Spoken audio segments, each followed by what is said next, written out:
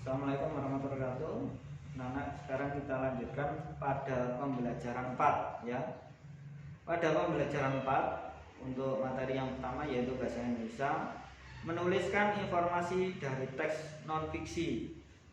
Nah, itu di situ sudah ada langkah-langkah untuk mengidentifikasi informasi dari sebuah teks. Ada 1 sampai 4 ya. Kemudian di bawahnya di situ ada cerita, ada teks bacaan tentang sosok Panglima Gajah Mada. Setelah kalian baca, tadi sudah kalian jawab pertanyaannya.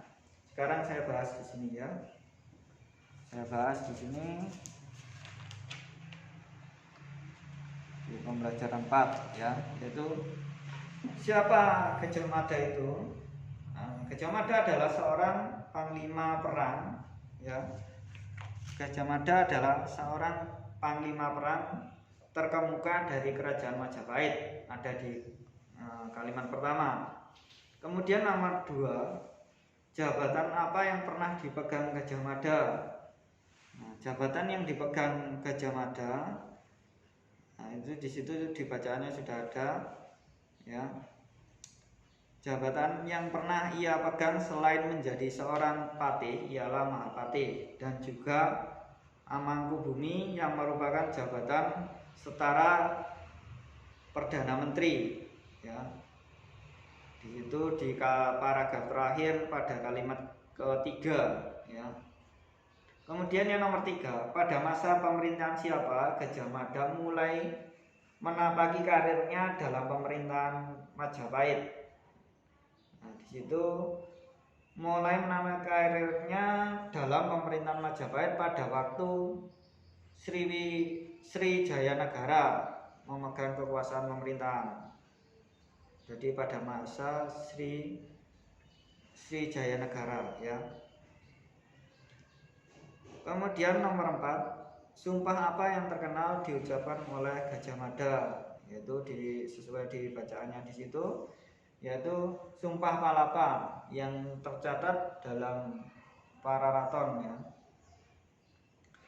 Kemudian apa isi sumpah Gajah Mada tersebut? Nah, dalam sumpah tersebut ia menyatakan tidak akan memakan palapa sebelum berhasil menyatukan Nusantara.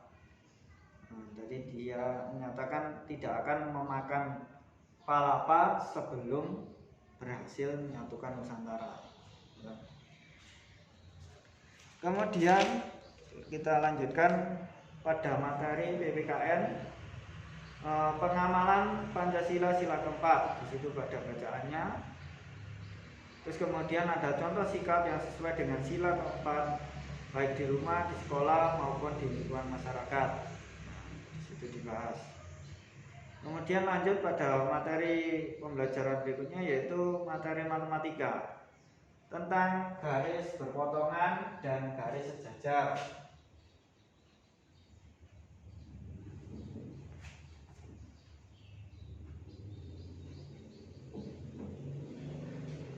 Apa sih garis berpotongan? Apa sih garis sejajar ya? Jadi garis berpotongan dan garis sejajar. Nah, di sini garis sejajar yaitu ini. Ini misalkan ada garis A, B, ini C, D. Jadi ini merupakan yang bagian pertama ini adalah merupakan garis A, garis AB sejajar dengan garis CD ya. Bisa disimbolkan seperti ini. Sejajar. Ini garis AB sejajar dengan garis CD. Ini tanda sejajar seperti ini. Nah, bisa dituliskan dalam bentuk simbol seperti ini.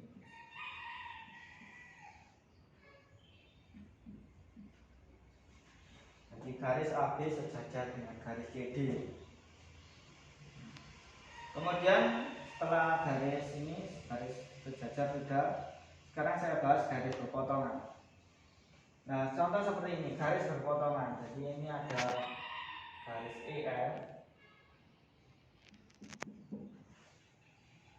EF dengan GH.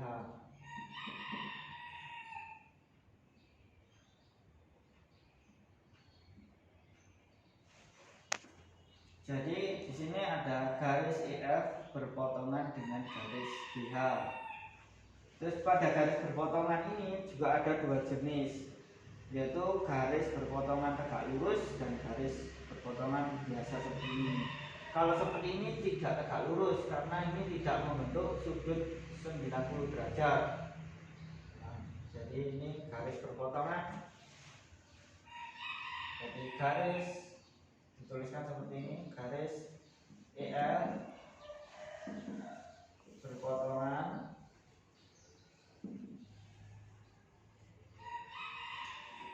dengan garis GH. Kemudian ada lagi yang berpotongan tegak lurus, jadi posisinya ini.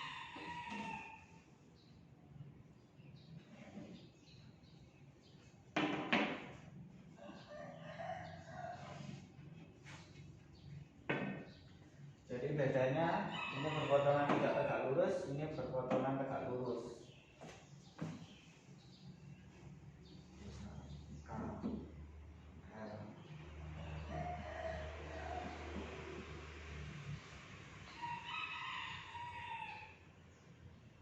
Nah, kalau seperti ini, berarti garis KL,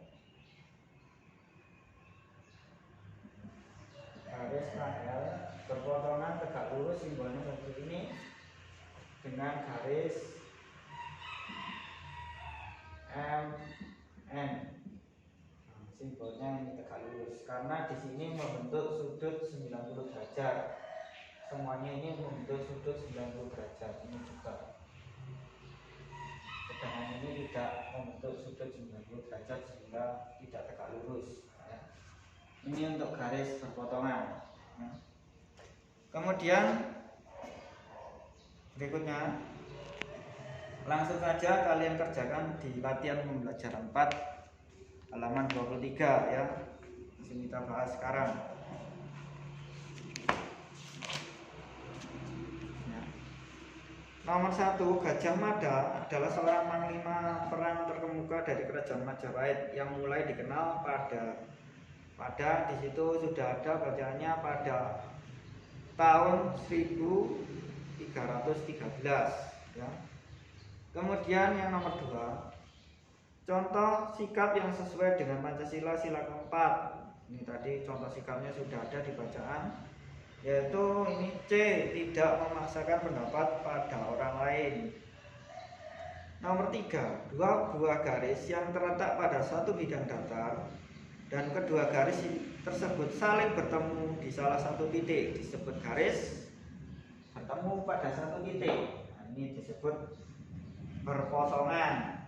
Nah, jadi ini berpotongan, nanti biasanya di sini ditambahi hurufnya. Jadi garis EF dan garis GH berpotongan pada titik X. Nah, seperti ini. Langsung nomor 4, garis yang sejajar dengan garis A adalah, nah di situ yang sejajar yaitu garis B dan garis C ya, yang sejajar dengan garis A. Kemudian nomor sekarang yang nomor 5 ya, kalimat utama paragraf dari bacaan itu Raden Ajeng Kartini ya, yaitu yang A ya. Nomor 1 yang bagian B, sebutkan jabatan-jabatan yang pernah disandang oleh Gajah Mada. Sudah ada tadi jawabannya pada paragraf terakhir kalimat ketiga ya. Kemudian kapan kejayaan Kerajaan Majapahit didapatkan, yaitu pada masa tadi pemerintahan eh, ketika Gajah Mada menjadi Amangkubumi ya. Jadi kejayaan Majapahit didapatkan ketika Gajah Mada menjadi Amangkubumi. Kemudian nomor 3 ya. Kapan Gajah Mada kembali mendapatkan kehormatan dan kesempatan untuk menjabat lagi sebagai panglima perang? Yaitu saat pemerintahan mengalami perubahan pemimpin, yakni dari tangan Ratu Tribhuwana Wijaya Tunggadewi, dan Gajah Mada kembali mendapatkan kehormatan dan kesempatan untuk menjabat lagi sebagai panglima perang. Jadi pada masa kepemimpinan Ratu Tribhuwana Wijaya Tunggadewi. Nomor 4, sebutkan contoh sikap yang sesuai dengan Pancasila. Sila keempat di lingkungan sekolah. Tadi sudah ada di bacaan tadi, yaitu misalnya menggunakan hak memilih dan dipilih dalam pemilihan ketua kelas, menyampaikan pendapat dengan baik dan sopan saat melakukan diskusi atau musyawarah, kemudian menaati peraturan sekolah. Kemudian yang nomor 5, tentukan garis pada gambar berikut. Nah, pada nomor 5 yang gambar pertama tentu itu merupakan garis sejajar, garis lurus ya. Garis lurus yang sejajar. Kemudian yang gambar nomor 2 pada rambu-rambu itu merupakan garis berpotongan. Ya. Itu cukup untuk pembelajaran yang keempat. Ya, sekian. Wassalamualaikum warahmatullahi wabarakatuh.